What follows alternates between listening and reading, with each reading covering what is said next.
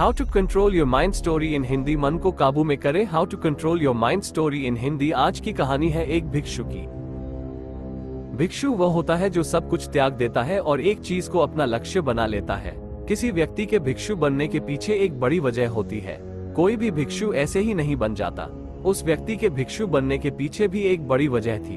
भिक्षु बनने से पहले उस व्यक्ति के मन ने उसे कई गलत काम करने पे मजबूर किया था। उसने कई पाप किए थे। वो व्यक्ति अपने मन के अनुसार चलने लगता है। उस व्यक्ति के मन ने उसे अपना गुलाम बना रखा था और वह अपने मन का दास था। जीवन में हर सुख और संपदा प्राप्त करने के बाद भी उस आदमी के दिल में बहुत दर्द था और यह मानसिक भय ही उसे एक भिक्षु बना देती है। भिक्षु बनने के बाद व्यक्ति संसारिक पीड़ा से मुक्त हो जाता है, जंगल में रहने जाता है, अलग अलग प्रकार की ध्यान और अभ्यास करता है, भिक्षा से भिख मांगकर खाना खाता है और फिर अकेलापन और शांति से ध्यान करता है। लेकिन फिर भी उस व्यक्ति का मन शांत नहीं है। वो बेचैन और परेशान होकर रहता है। यहाँ एक बात समझनी चाहिए। जैसा कि हम सभी जानते हैं, ध्यान किसी भी आध्यात्मिक यात्रा या आत्म सुधार की शुरुआती चरण होता है। इसे शुरू किया जाता है जब आपका मन शांत हो, जब हमारा मन हमारी बात सुनता है। लेकिन उस भिक्षु का मन न तो शांत है और न ही उसकी बात सुन रहा है। उस भिक्षु के मन में एक बात बैठ गई थी कि मन को नियंत्रित करना असंभव है। लेकिन फिर एक दिन उस भिक्षु एक व्यक्ति से मिलता है जो न तो भिक्षु है और न ही एक बुद्धिमान व्यक्ति है। वह एक साधारण सा चरवाहा था जो भेड़ बकरियों को चराता था। उसका नाम गोपाल था, जो जंगल में भेड़ बकरियों को चराने में लगा था। गोपाल उससे पूछता है, क्या मैं आपकी मदद कर सकता हूँ? आप बहुत चिंतित दिख रहे हैं। पिछले कई दिनों से देख रहा हूँ कि आप बहुत बेचैन हैं। अगर आप चाहें तो मैं आपकी मदद कर सकता हूँ। भिक्षु ने गोपाल की बात सुनते ही हंसते हुए कहा, भला तुम मेरी मदद कैसे कर सकते हो? तुम संसारी हो और तुम मोह माया और संसार से जुड़े हुए हो। मैंने सब कुछ छोड़ दिया और जंगल में आया, फिर भी मेरा मन मेरे वश में नहीं है। गोपाल कहता है कि हाँ, मैं तुम्हें सिखा सकता हूँ। मुझे अपने मन को वश में करना आता है। वो चरवाहा कहता है, मन को वश में करने के लिए सभी वस्तुओं का त्याग करने की आवश्यकता नहीं है, न ही जंगल में आकर रहने की जरूरत है। मन को वश में करने के लिए बस एक चीज को छोड़ना सबसे जरूरी है। वो भिक्षु उस चरवाहे से पूछता है, वो एक चीज क्या है? चरवाहा कहता है, वो एक चीज है गलत जानकारी। आज तक हमारे भीतर जो भी जानकारी गई है, उसी ने हमारे मस्तिष्क और मन का निर्माण किया है। सन्यासी उस चरवाहे से पूछता है, परंतु वह कैसे? वो चरवाहा समझाते हुए कहता है, मान लो तुमने आज तक अपने जीवन में सेब का फल ही नहीं खाया है। तुम्हें सेब के स्वाद के बारे में कुछ भी नहीं पता। तो क्या तुम्हारा मन कभी सेब खाने को कर सकता है? नहीं ना। इसीलिए हमारे मन का निर्माण जानकारी से होता है।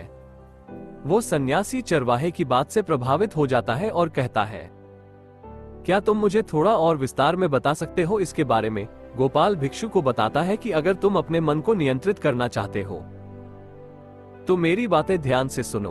तुम अपने मन को नियंत्रित कर सकते हो जब तुम अपने मन की जड़ों को देख पाओगे।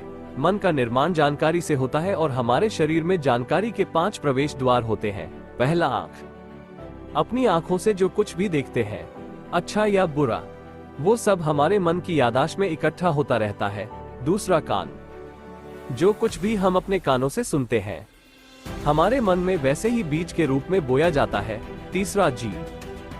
जिस भी चीज का स्वाद हम ले लेते हैं, वो हमारे मन की याददाश्त में अंकित हो जाता है। चौथा है नाक। जो एक बार सूंघ लेते हैं, चाहे वो सुगंधित हो या दुर्गंधित, वो हमारे मन में दर्ज होता है। और पांचवा है स्पर्श।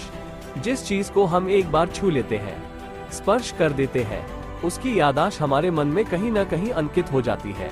इन 5 और शारीरिक द्वारों से जो भी जानकारी हमारे अंदर प्रवेश करती है, वो जानकारी बीजों के रूप में जमा हो जाती है और धीरे धीरे वृक्ष बनते हैं। हमारा मन मिट्टी की तरह है जिसमें बीज बोए जाते हैं और हमारी बुद्धि बीज बोने वाले किसान की तरह है। अगर हमारी बुद्धि गलत जानकारी के बीजों को सही जानकारी के बीज समझकर बो देगी और भविष्य में जब वो बीज वृक्ष बनेगा तो भविष्य में वो पेड़ खराब फल देगा। हमारा मन एक उन्नति के काबिल किसी खेती की तरह है जिसमें हम जो भी बीज बोते हैं वो हमारे अंदर उग जाते हैं। जैसे कि एक किसान ध्यान से सही बीज चुनकर उगाता है ताकि उसकी फसल भरपूर और फलदार हो। हमें भी अपने मन को सच्चे और सकारात्मक विचारों से सजाने की जरूरत होती है, जैसे कि एक माली अपने उद्यान की देखभाल करता है। हमें भी अपने मन की देखभाल करनी चाहिए। सच्चे विचारों, अनुभवों और जानकारियों से इसे पोषित करके, इस तरीके से हम अपने अंदर एक समृद्ध भावनाओं, समझदारी और विकास के वृक्षों को खूबसूरती से फूलने देते हैं। तुम्हारा मन तुम्हारे बस में इसीलिए नहीं है क्योंकि तुमने पहले से ही अपने मन में बहुत सारे गलत बीज बो रखी है और अब वो बीज बड़े वृक्ष बन चुके हैं। वो सन्यासी उस चरवाहे से पूछता है, अब मैं क्या करूं? क्योंकि अब तक मैंने बहुत सारे गलत बीज बो डाले हैं और मैं उन्हें उखाड़ नहीं सकता। गोपाल भिक्षु से कहता है, तुम अब तक अज्ञानता और अनजाने में गलत बीज बो रहे थे, लेकिन अब से सच्चे मन से सही बीज बोना शुरू करो। अगर अंदर हजारों गलत बीज हैं, तो क्या हुआ? अब तैयार हो जाओ लाखों सही बीज उगाने के लिए। तुम्हें बस ध्यान देना होगा, ये देखना कि इन 5 द्वारों के माध्यम से तुम्हारे अंदर कौन सी जानकारी जा रही है और जो जानकारी आ रही है वो सही है या नहीं। भिक्षु पूछता है, ये कब तक करना होगा? गोपाल कहता है, पूरी जिंदगी। जैसे तुम हर दिन अपने पेट को अच्छा खाना देते हो, ठीक उसी तरह हर दिन अपने मन को भी अच्छी जानकारी और सही विचार दो।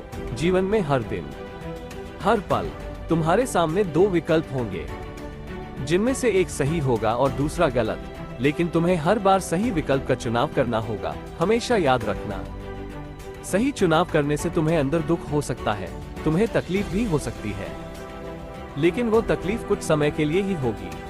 तो चाहे अंदर तुम्हारे कितना भी दर्द हो, तुम्हें हर बार सही विकल्प का चुनाव करना होगा।